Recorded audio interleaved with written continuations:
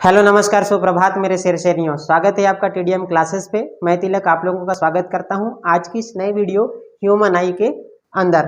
तो हम आज ह्यूमन आई के बारे में विस्तृत रूप से चर्चा करेंगे तथा समझेंगे कि ह्यूमन आई के अंतर्गत कौन कौन सी लेयर होती है तथा ह्यूमन आई के कौन कौन से पार्ट्स होते हैं, कौन से पार्ट्स के कौन कौन से कार्य होते हैं। इन सभी चीज़ों के बारे में आज हम विस्तृत रूप से चर्चा करेंगे। तो चलिए हम देखते हैं। सबसे पहले ह्यूमन आई।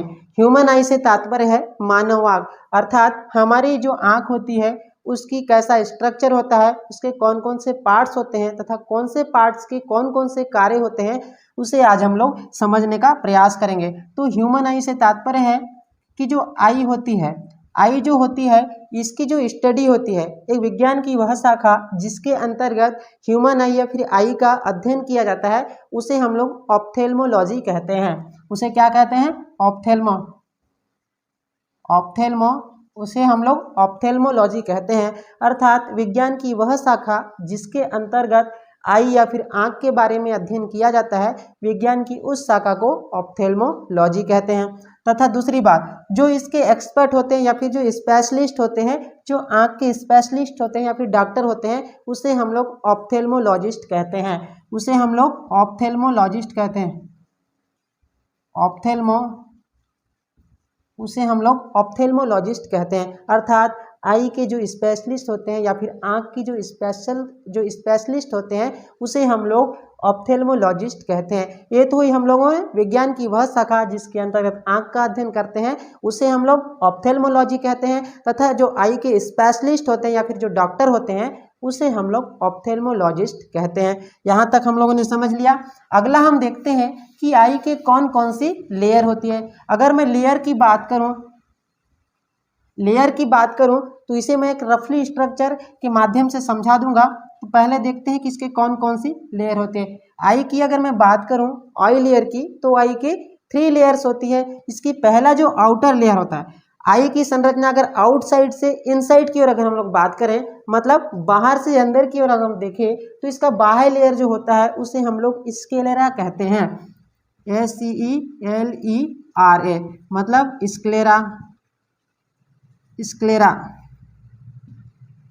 स्क्लेरा। और जो आई का जो सेकंड लेयर होता है, अर्थात स्क्लेरा के अंदर की जो एक परत पाई जाती है, उसे हम लोग कोराइड कहते हैं। और जो आई का जो थर्ड लेयर होता है या फिर कोराइड के अंदर की ओर पाया जाने वाला जो लेयर होता है, उसे हम लोग रेटिना कहते हैं। रेटिना का हिंदी अगर अर्थ बोले तो दृष्टि पटल, एक ऐसा स्क्रीन या फिर एक ऐसा पटल जिस पर इमेज बनता है, उसे हम लोग रेटिना कहते हैं। यहाँ तक क्लियर है। स्क्लेरा, अगर इसे मैं रफली डायग्राम के रूप में समझाऊं तो इस प्रकार की आई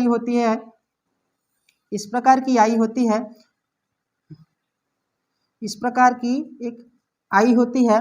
इसका जो ये आउटर लेयर हो गया, इसके अंदर एक और लेयर, मैंने कहा कि आई के 3 लेयर्स होते हैं, तो एक आउटर लेयर हो गया, एक इनर लेयर हो गया। इसके अंदर एक और लेयर पाई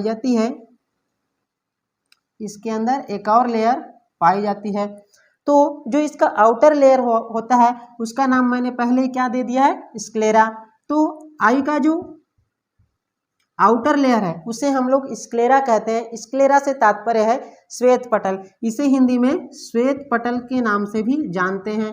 इसे हम लोग हिंदी में श्वेत पटल भी कहते हैं। इसका मुख्य कार्य होता है आई को प्रोटेक्शन देना, क्योंकि ये आई का सबसे आउटर लेयर होता है, इसलिए यह आई को प्रोटेक्शन देने का कार्य करता है। प्रोटेक्शन ऑफ आई, अर्थात आई को या फिर आँख को सुरक्षा प्रदान करने का काम कौन सा करता है? आई का जो बाह्य लेयर होता है, जिसे हम लोग स्क्लेरा कहते हैं या फिर श्वेत पटल, वो आई को प्रोटेक्शन देने का काम करता है। दूसरा मैंने कहा कि दूसरा जो आई का लेयर होता है, जो इनर लेयर होता है, स्क्लेरा के जस्ट नीचे वाला लेयर होता है, उसे हम लोग कोराइड कहते हैं। ये कौन से रंग का होता है? लाल रंग का होता है। मतलब इसका जो इनर लेयर है, स्क्लेरा के बाद का जो लेयर होता है, उसे हम लोग कोराइड्स कहते हैं। यह लाल रंग का होता है। लाल रंग होने का कारण यह है कि इसमें बहुत सारे ब्लड वेसल्स पाई जाती है, जिसमें खून रहता है।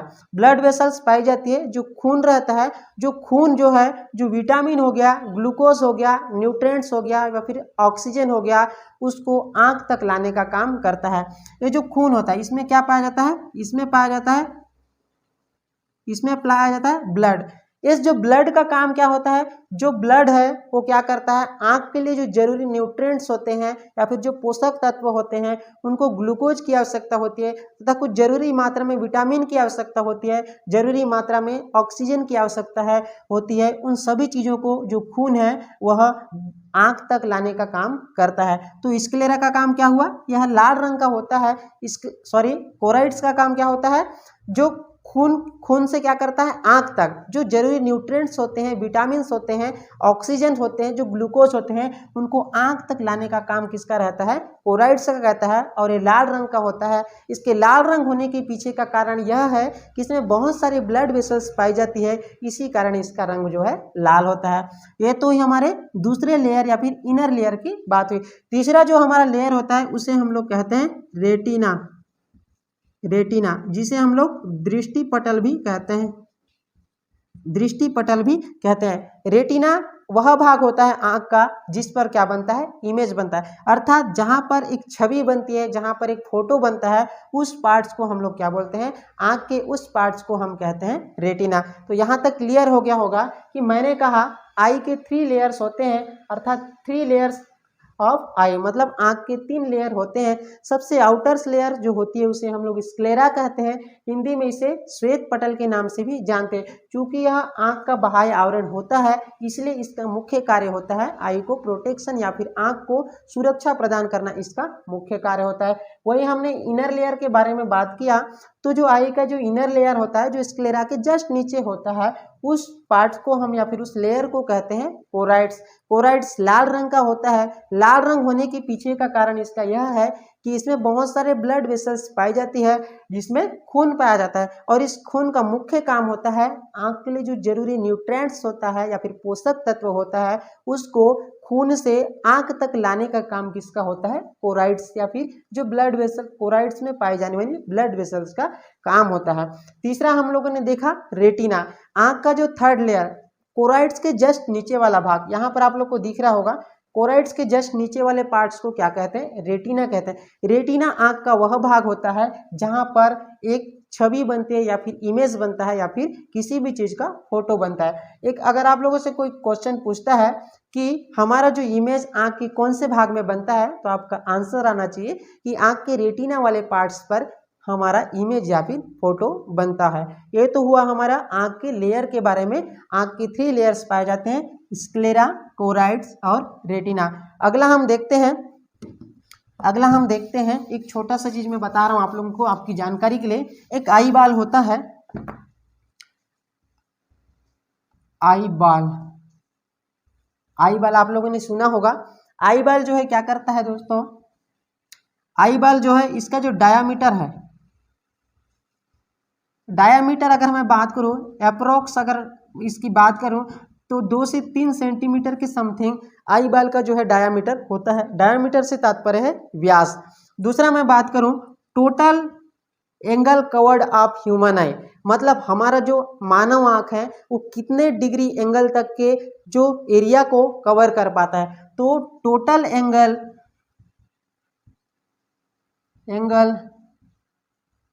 कवर्ड बाय ह्यूमन आई, तो आपका आंसर आना चाहिए कि 150 डिग्री जो एरिया होता है उतने तक के एरिया को जो हमारा मानव आंख है एक साथ उसको कवर कर लेता है। मतलब total angle covered by human आई, मतलब ह्यूमन आंख या फिर मानव आंख के द्वारा कितने एंगल तक के एरिया को कवर्ड किया जाता है। तो आपका आंसर होना चाहिए 150 डिग्री तक के एरिया जो होता है उसको हमारा मानव जो आंख होता है एक साथ उसको कवर कर लेता है। ये तो हुई दोस्तों आई बाल के बारे में। अगला हम देखते हैं पार्ट्स ऑफ आई, मतलब आंख के कौन कौन से भाग होते हैं तथा उन सभी भागों के कौन कौन से कार्य होते हैं। उन सभी चीजों को हम लोग एक एक करके देखेंगे तथा समझने का प्रयास करते हैं। चलिए देखते हैं parts of eye. Parts of eye मतलब पार्ट्स ऑफ आई मतलब आंख के भाग, आंख के कौन कौन से भाग होते हैं। तो पहला हम देखते हैं कॉर्निया। कॉर्निया से तात्पर्य है कि आंख का वह भाग जिसमें क्या होता है, जिसमें से होकर लाइट जो है इंटर करती है। अगर मैं इसको डायग्राम के थ्रू समझाऊं तो ये हम लोगों ने देखा था रफली डायग्राम, इधर मैं साइड में बना देता हूँ डायग्राम। ये हम लोगों ने डायग्राम देखा था, इस प्रकार का हम लोगों ने डायग्राम देखा था, इस प्रकार का हम लोगों ने डायग्राम देखा। इसका आउटर लेयर को हम लोगों ने क्या कहा था, स्क्लेरा कहा था। इसका इनर लेयर हो गया कोराइड्स था। इसका जो और इनर लेयर है वो रेटिना था। तो आंख का जो बाह्य जो ऊपरी जो उभरा भाग होता है उसको हम लोग कॉर्निया कहते हैं, कॉर्निया कहते हैं। तो आप लोगों ने देख रहे होंगे, आप लोग देख रहे होंगे कि जो आंख का ऊपरी भाग और जो उभरा हुआ भाग होता है उसे हम लोग कॉर्निया कहते हैं। तो कॉर्निया क्या है बोलने से, आंख का ऊपरी या फिर उभरा हुआ भाग क्या होता है, कॉर्निया कहलाता है। कॉर्निया के जस्ट अंदर वाली भाग को हम लोग क्या कहते हैं, आइरिस कहते हैं। उसके और अंदर वाली भाग को एक ब्लैक स्पॉट जैसी संरचना होती है या फिर एक होल के जैसी संरचना होती है, उसे हम लोग प्यूपिल या फिर पुतली कहते हैं। तो यहाँ तक हम लोगों ने समझा कॉर्निया। कॉर्निया क्या करता है, एक विंडो की तरह काम करता है। यह क्या करता है, एक विंडो की तरह काम करता है, विंडो की तरह काम करता है। आप बोलेंगे कैसे, विंडो की तरह कैसे काम करता है, जैसे ही लाइट इंटर करती है, जैसे ही कोई भी प्रकाश या फिर लाइट आंख में इंटर करती है, ऐसे इंटर करती है तो जो कॉर्निया है क्या होता है, खुल जाता है। इसलिए इसे हम लोग कहते हैं, जैसे लाइट आता है या फिर हवा आता है तो क्या करता है, विंडो खुल जाता है। उसी प्रकार आंख का ऊपरी जो उभरा हुआ भाग होता है वह कॉर्निया कहलाता है। यह एक प्रकार से विंडो की तरह काम करता है। कैसे बोलने से, जैसे ही लाइट आता है कॉर्निया जो है खुल जाता है। इसी कारण इसे क्या कहते हैं, इसी कारण कहा जाता है लाइट इंटर बाई कॉर्निया। इसलिए क्या कहा जाता है, लाइट इंटर बाई कॉर्निया, मतलब लाइट किसके थ्रू इंटर कर रहा है, कॉर्निया के थ्रू इंटर कर रहा है, इसलिए कहा जाता है लाइट इंटर बाई कॉर्निया। तो यहाँ तक हम लोगों ने देखा कि कॉर्निया क्या होता है, जो आंख का ऊपरी और उभरा हुआ भाग होता है उसे हम लोग कॉर्निया कहते हैं। और एक बात मैं नोट कराना चाहूँगा कि जब कोई भी व्यक्ति आई डोनेट करता है तो वह व्यक्ति पूरी आंख का डोनेट नहीं करता, बल्कि आंख के उस पार्ट का डोनेट करता है जिसे हम लोग कॉर्निया कहते हैं। अर्थात आई डोनेशन में कोई भी व्यक्ति आंख के कॉर्निया वाले पार्ट का डोनेट करता है, मतलब आई डोनेशन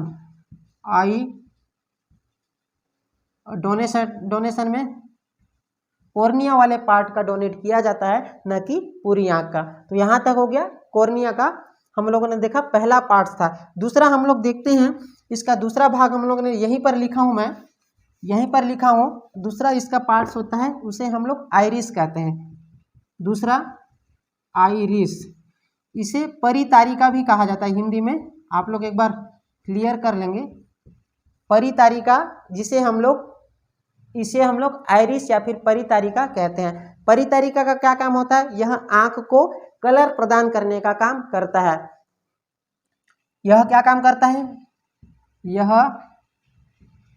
आंख को कलर प्रदान करने का काम,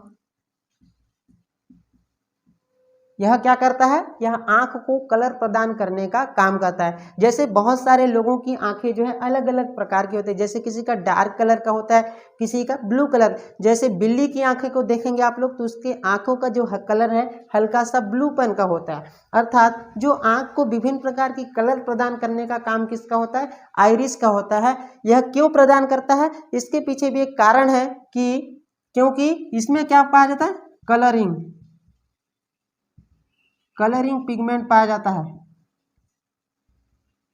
पिगमेंट पाया जाता है। आंख को कलर प्रदान करने का काम किसका है, आइरिस। क्यों प्रदान करता है, क्योंकि इसमें कलरिंग पिगमेंट पाया जाता है, इसीलिए आंख को कलर प्रदान कौन करता है, आइरिस आंख को कलर प्रदान करता है। तो ये तो हो गया आई का दूसरा पार्ट्स। और ये जो आइरिस होता है और जो प्यूपिल होता है उसको जो प्रोटेक्शन प्रदान करने का काम कौन करता है, कॉर्निया करता है। तो आप लोगों को अगर कोई क्वेश्चन पूछेगा कि जो आइरिस और प्यूपिल होती है उसको प्रोटेक्शन का काम किसका होता है, तो आंख का जो कॉर्निया, जो ऊपरी उभरा हुआ भाग जिसे हम लोग कॉर्निया कहते हैं, वह कॉर्निया आइरिस और प्यूपिल वाले भाग को प्रोटेक्शन प्रदान करने का काम करता है। यहाँ तक क्लियर है। तो ये हो गया आंख का दूसरा पार्ट जिसे हम लोग आइरिस कहते हैं। उम्मीद करता हूँ कि ये भी आप लोगों को समझ में आ गया होगा। तीसरा जो पार्ट्स है, तीसरा हम लोगों ने पार्ट्स देखा था, तीसरा हमारा पार्ट्स था, आप लोग को डायग्राम में भी दिख रहा होगा कि थर्ड पार्ट है उसे हम लोग प्यूपिल कहते हैं। प्यूपिल जिसे हम लोग हिंदी में पुतली कहते हैं। तो आई का थर्ड पार्ट क्या कहलाता है? पुतली कहलाता है या फिर प्यूपिल कहलाता है। प्यूपिल का काम क्या होता है? प्यूपिल का काम अगर हम देखें तो प्यूपिल क्या होता है? ये स्पॉट्स, जो ब्लैक होल, ब्लैक स्पॉट्स जैसी संरचना होती है, ब्लैक स्पॉट जैसी जो संरचना होती है उसे हम लोग प्यूपिल कहते हैं।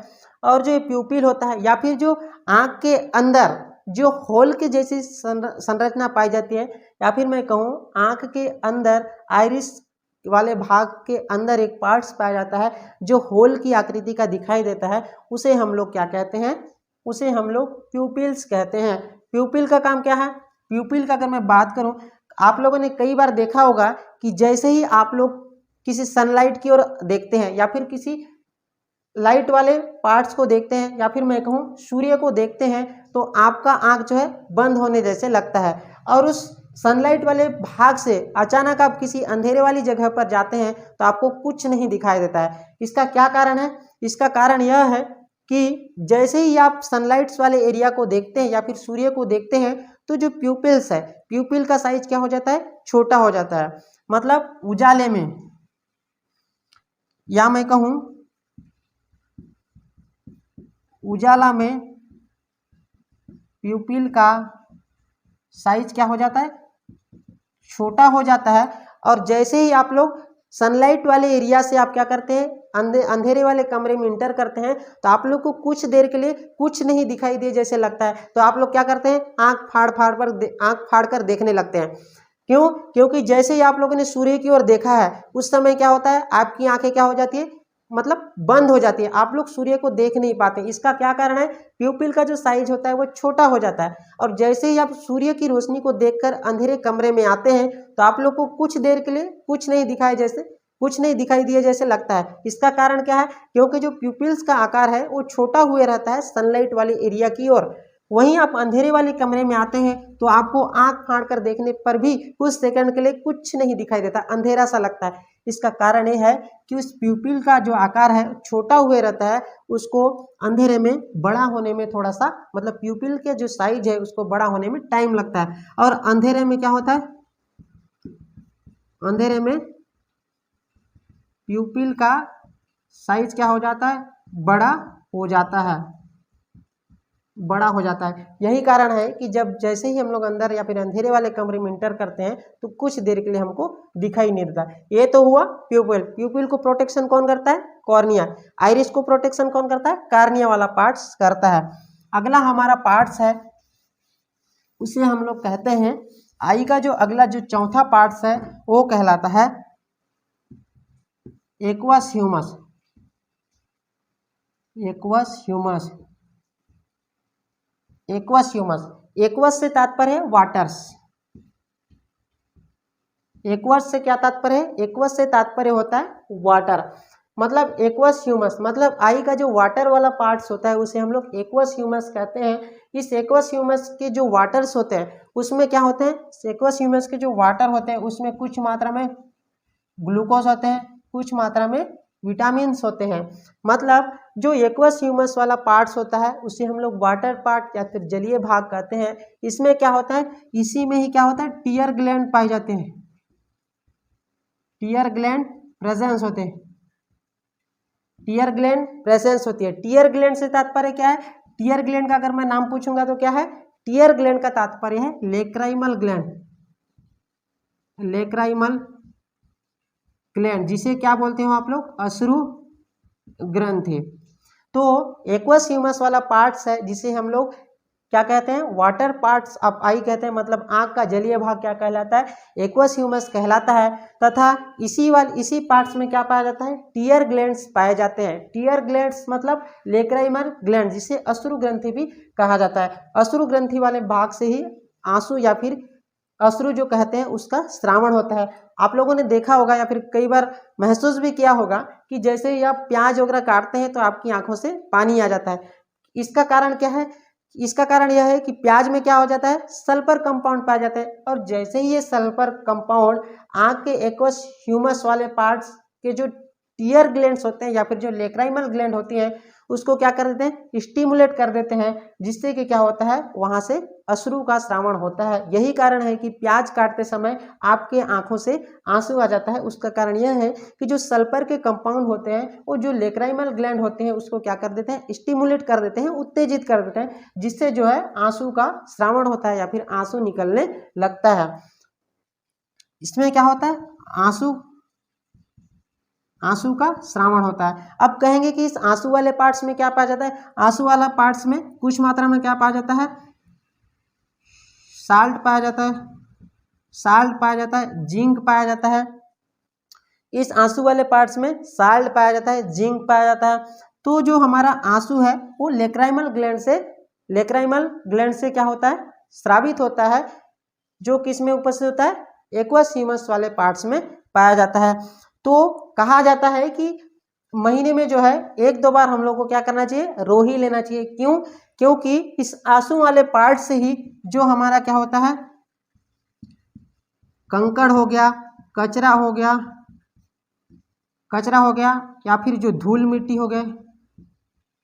धूल मिट्टी है वो इन्हीं आंसू वाले भाग से बहकर आंख से बाहर निकल जाते हैं, अर्थात आंखों की सफाई होती है। इसलिए कहा जाता है कि महीने मतलब 2-3 महीने में कम से कम 1 बार रो लेना चाहिए, ताकि जो आंख की सफाई निरंतर होती रहे और आंख में जो कंकड़ पत्थर या फिर जो कचरा या फिर धूल मिट्टी चले गए हैं वो आंखों से बाहर निकले तथा आंख जो है साफ सुथरे से रहे। तो यहाँ तक हो गया। चौथा पार्ट हम लोगों ने देखा जिसे हम लोग एक्वस ह्यूमस कहते हैं, आंख का जलीय भाग होता है। इसमें टीयर ग्लैंड्स पाए जाते हैं। टीयर ग्लैंड किसे कहते हैं, एक लेक्राइमल ग्लैंड कहते हैं, जिसे हम लोग अश्रु ग्रंथि कहते हैं, जहां से अश्रु का श्रावण होता है। इस अश्रु वाले भाग में साल्स होते हैं। कभी कभार रोते रोते अगर आंसू हमारे मुंह में चले जाता है तो उसका हल्का सा स्लेटीपन लगता है, अर्थात हल्का नमकीन लगता है, इसीलिए क्योंकि उसमें साल्ट्स पाया जाता है, नमक पाया जाता है। ये तो हुई आंख के चौथे पार्ट एक्वस ह्यूमस की। अगला पार्ट हम लोग देखते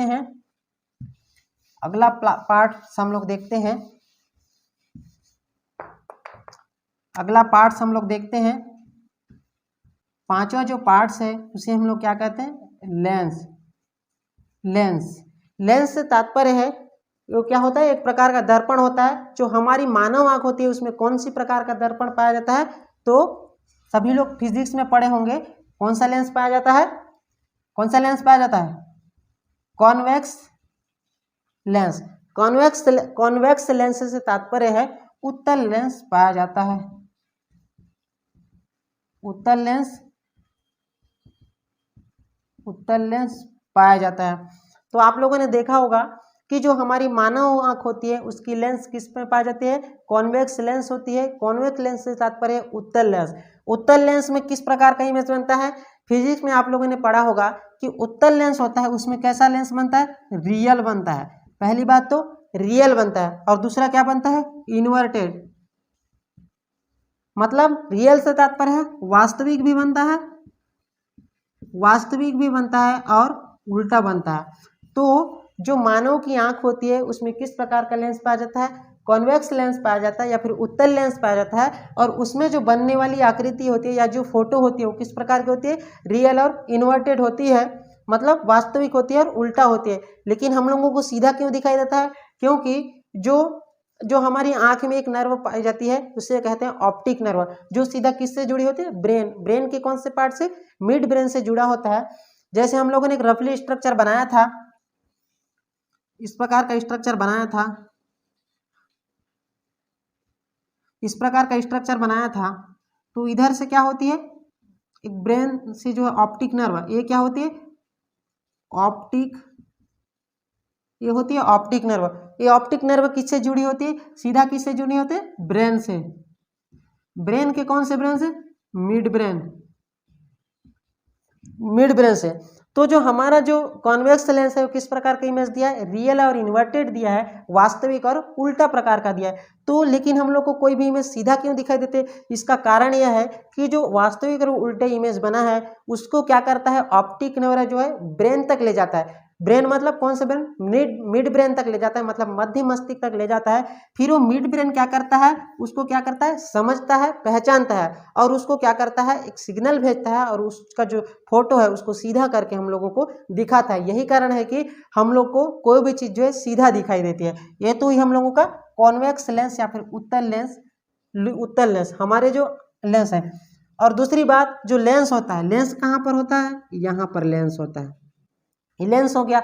और लेंस जो है जिस मतलब पट्टी या फिर जिस मसल्स के थ्रू जुड़ा रहता है उसे हम लोग क्या कहते हैं, लेंस किससे जुड़ा रहेगा, ये जो हमारा रेटिना, ये जो कॉर्निया है, स्क्लेरा, इस वाले पार्ट से लटका रहता है। वो किसके थ्रू लटका रहता है, एक मांसपेशी होती है जिसे हम लोग क्या कहते हैं,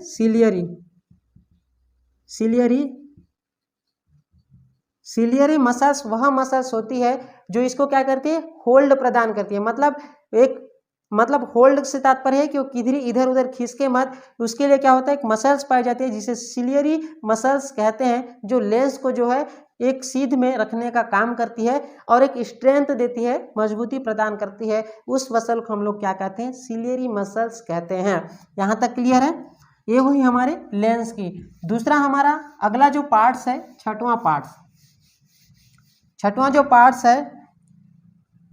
छठवां जो आई का पार्ट्स है उसे हम लोग कहते हैं विट्रस ह्यूमस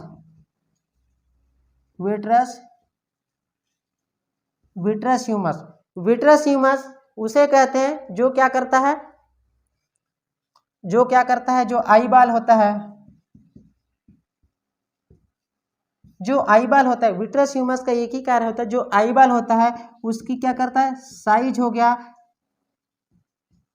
शेप हो गया, इसको क्या करता है, मेंटेन करने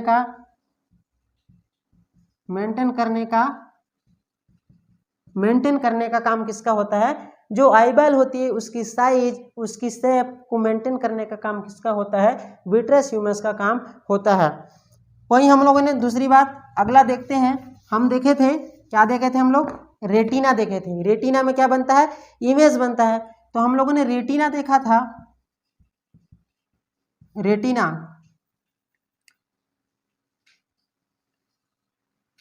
हम लोगों ने देखा था, रेटिना देखे थे। रेटिना में क्या होता है, दो स्पॉट्स पाए जाते हैं, एक होता है येलो स्पॉट। चलो इसको पढ़ने से पहले मैं एक और चीज पढ़ा लेता हूं ताकि आप लोगों को और अच्छी से समझ में आ जाए।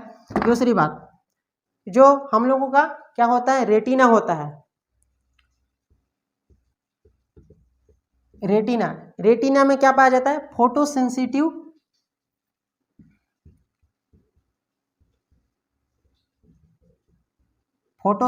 क्या पाया जाता है, फोटो सेंसिटिव पाया जाता है। मतलब फोटो सेंसिटिव से क्या तात्पर्य है, प्रकाश संवेदी अंग पाए जाते हैं, फोटो सेंसिटिव पाया जाता है। वो कितने प्रकार के होते हैं, दो प्रकार के होते हैं। पहला क्या होता है, कोन सेल होता है और दूसरा क्या होता है, रोड सेल। कोन के जो सी से तात्पर्य है, ये कलर को डिफरेंशिएट करने का काम कौन करता है, कोन सेल करता है। कोन सेल का क्या काम है, कलर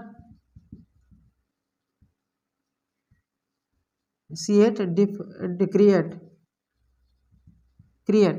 जो कोन सेल होती है इसे क्या बोलते हैं, शंकु कोशिका कहते हैं, और इसको क्या बोलते हैं, रॉड सेल या फिर शलाका कोशिका कहते हैं। कोन सेल में क्या होता है, ये क्या होता है, कोन, इसको याद करने का आसान तरीका है, कोन के जो सी वर्ड्स है उससे हम ये याद रखते हैं कि वो कलर डिफरेंशिएट क्रिएट करने का काम करती है। कलर डिफरेंशिएट क्रिएट से तात्पर्य है कि हम विभिन्न प्रकार के कलरों को डिफरेंस करने में समर्थ होते हैं।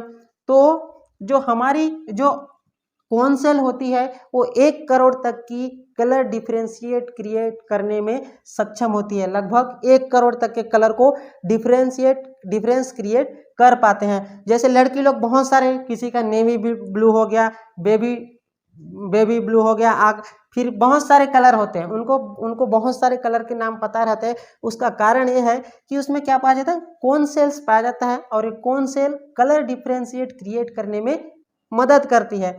तो और यदि हम इस कोन सेल के जीन्स या फिर कोन सेल की जीन्स या फिर क्रोमोसोम में कोई प्रॉब्लम होता है, जो कोन सेल्स होती है उसकी जीन्स या फिर क्रोमोसोम में कोई प्रॉब्लम होता है, तो व्यक्ति जो है एक लाल और हरे रंग में विभेद नहीं कर पाता है। उस प्रकार की बीमारी को क्या बोलते हैं, कलर ब्लाइंडनेस।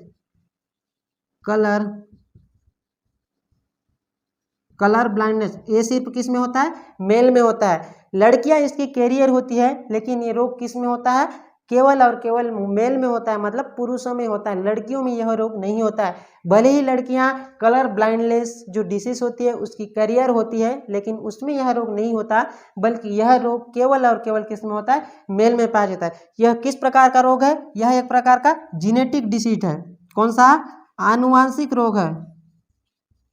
यह क्या है, आनुवांशिक, यह एक प्रकार का क्या है, यह एक प्रकार का आनुवांशिक रोग है। कलर ब्लाइंडनेस जिसको रोग होता है वैसे व्यक्ति लाल और हरे रंग में विभेद नहीं कर पाते। इसी कारण ऐसे व्यक्ति को विभिन्न प्रकार की भर्ती, जैसे क्या हो गया, जैसे मैं बता दूं आप लोग को, डीएल से तात्पर्य क्या है, ड्राइविंग लाइसेंस हो गया, आर्मी हो गया या फिर रेलवे हो गया। ऐसी जो भर्तियां होती हैं भारत सरकार के या फिर किसी भी सरकार या फिर किसी भी विभाग में, जो ड्राइविंग लाइसेंस हो गया, आर्मी हो गया या फिर रेलवे भर्ती हो गया, कलर ब्लाइंडनेस डिसीज वाले व्यक्तियों को उसमें नहीं लिया जाता। इसका कारण यही है क्योंकि जैसे आप रेलवे विभाग में आप लोग को भर्ती लिया जाएगा, ऐसे व्यक्ति को कहीं पर आप लोगों को हरा झंडा दिखाया जा रहा है और आप लोग उसको लाल समझकर रोक दिए, तो फिर क्या हो जाएगा, बहुत मुश्किल हो जाएगा। और कहीं पर आप लोगों को ट्रेन रोकने के लिए यदि कोई लाल झंडी दिखाता है और आप उसमें विभेद नहीं कर पा रहे हैं और आप हरी झंडी समझकर ट्रेन को ना रोककर आगे बढ़ाते हैं, तो क्या होता है, बहुत बड़े जो जान माल की जो है नुकसान हो सकती है। इसी कारण इस रोग से ग्रसित व्यक्ति को क्या किया जाता है, इन सभी भर्तियों में नहीं लिया जाता है। दूसरी क्या होता है, शलाका कोशिकाएं होती है। शलाका कोशिका मतलब रॉड सेल्स होती है। ये क्या करता है, लाइट देने का काम करता है, मतलब प्रकाश देने का काम करता है।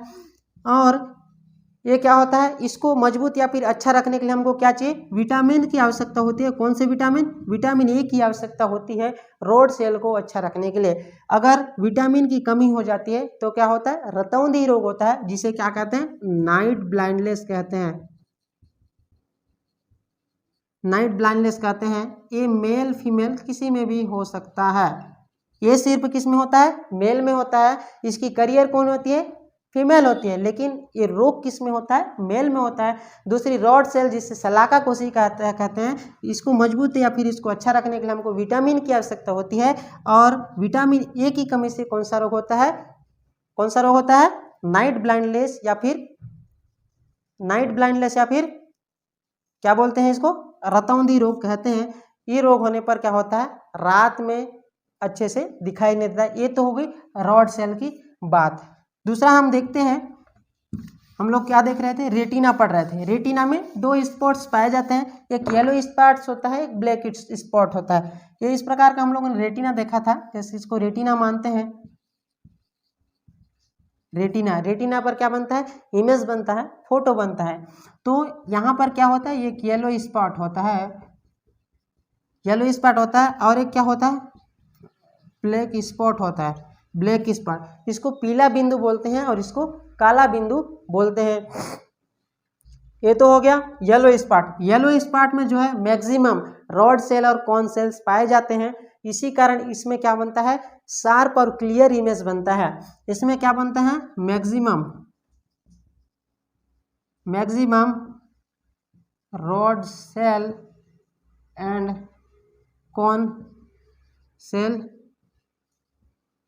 सी प्रेजेंस, मतलब मैक्सिमम रॉड सेल और कोन सेल किस में कहा जाता है, रेटिना के येलो स्पॉट्स वाले भाग में पाया जाता है। इसी कारण है कि यहाँ पर इमेज जो है क्या बनता है, क्लियर बनता है, शार्प बनता है।